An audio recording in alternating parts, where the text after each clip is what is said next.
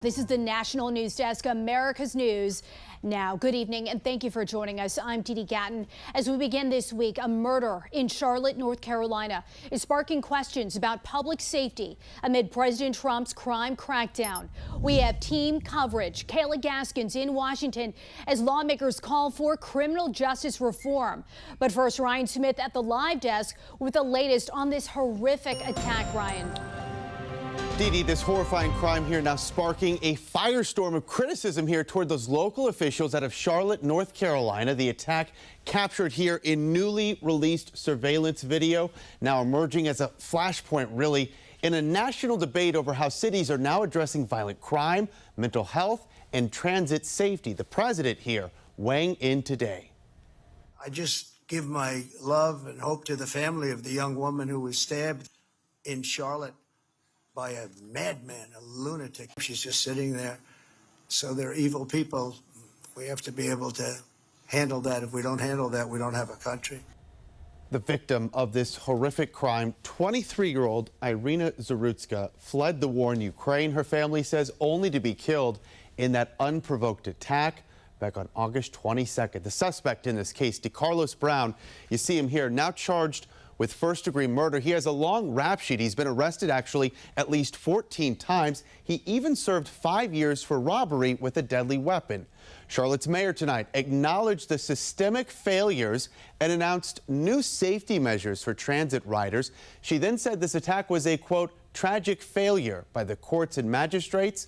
She went on to say our police officers arrest people only to have them quickly released, which undermines our ability to protect our community and ensure safety. You know, this video, as we've discussed before, beyond terrifying. This Ukrainian refugee just riding on the train when the suspect gets up with a knife and just unleashes and repeatedly stabs her. And the big question a lot of folks are saying is, why wasn't he locked up? And I know you hate the term career criminal, but as you heard me say just now, more than a dozen times we have all these mugshots showing how many times he's actually been arrested. Yeah, I do hate the term career criminal, Jan, because to me it shows the criminal justice system has failed. But you know, in my experience, I've come to realize that some individuals will never function in society. They just won't. So they either probably need to be in prison, or if it's not that, maybe a mental institution. But you look at Brown, he had 14 arrests, and he was under orders at the time of this murder for a psych evaluation. So this murder never should have happened. He should not have been on the street.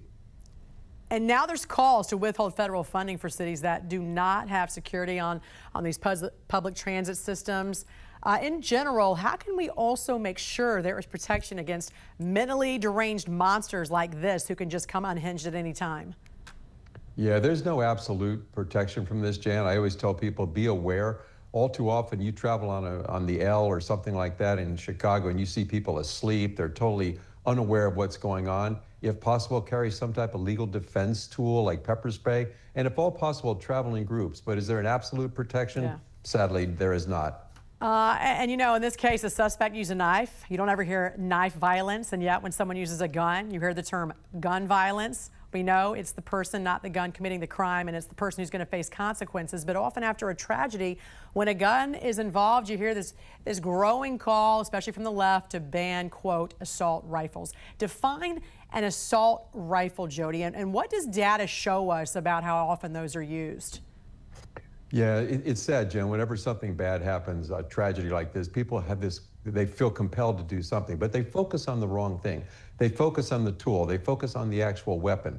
If you talk to most of the people calling for an assault rifles ban, they couldn't even tell you what the designation AR in an AR-15 stands for. It actually stands for Armalite Rifle. That was the company that designed the M16. So what is an assault rifle? If we go back to the 1994 assault rifle ban, it had to have two of the following components: a pistol grip, a folding stock, a flash suppressor, a bayonet mount, and a grenade launcher. So do these weapons look scary? Yes.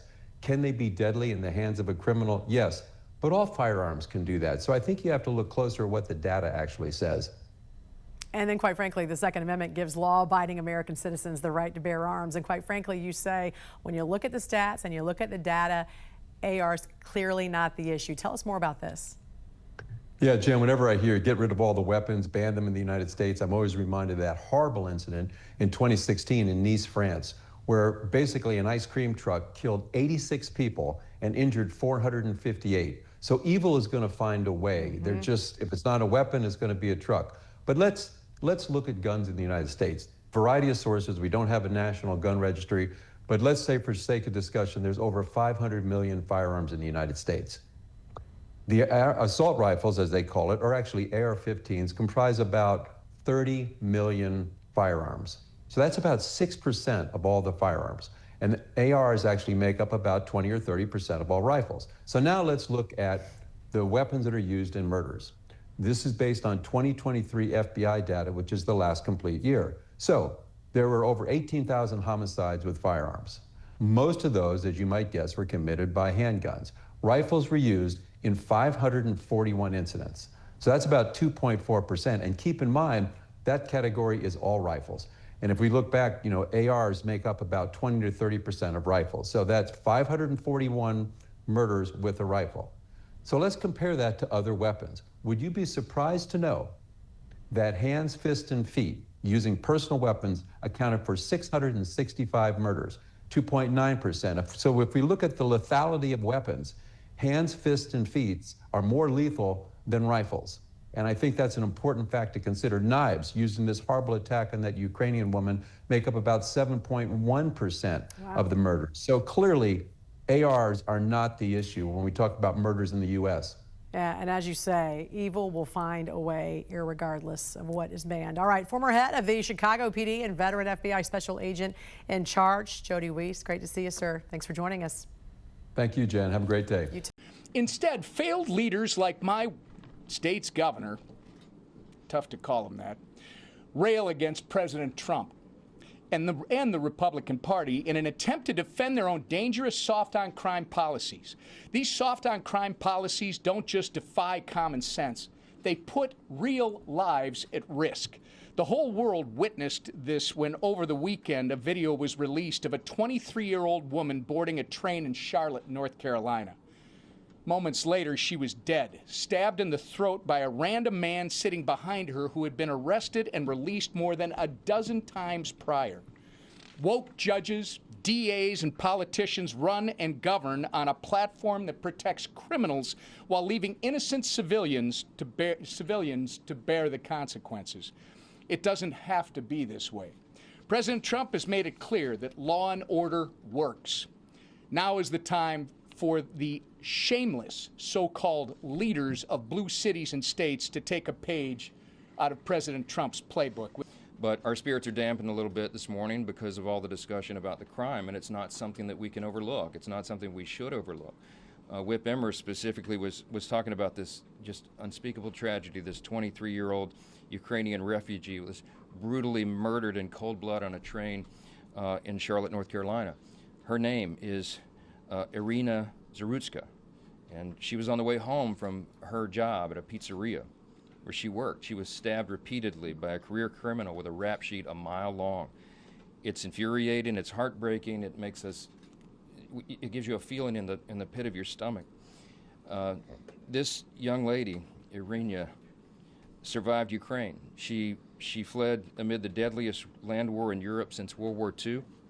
She fled to the safety, or so she thought, of the United States, just to have her life senselessly ended by someone who should have never been allowed to walk freely. This individual, DeCarlos Brown is his name, was arrested and released 14 times. Yeah, more than a dozen, 14 times. We don't have to live like this. President Trump is proving that every single day in our nation's capital.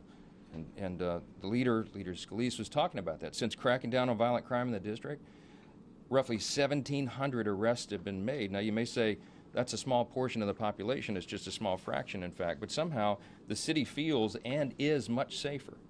Everybody needs to think about why that is. The Trump administration and local law enforcement know that it's always in every city relatively a select few individuals who are committing most of the crimes. And that's been true in D.C. as well. They're enabled by these soft-on-crime policies that were discussed here, and even softer prosecutors and prosecutions. And criminals have relentlessly abused the public and the public spaces.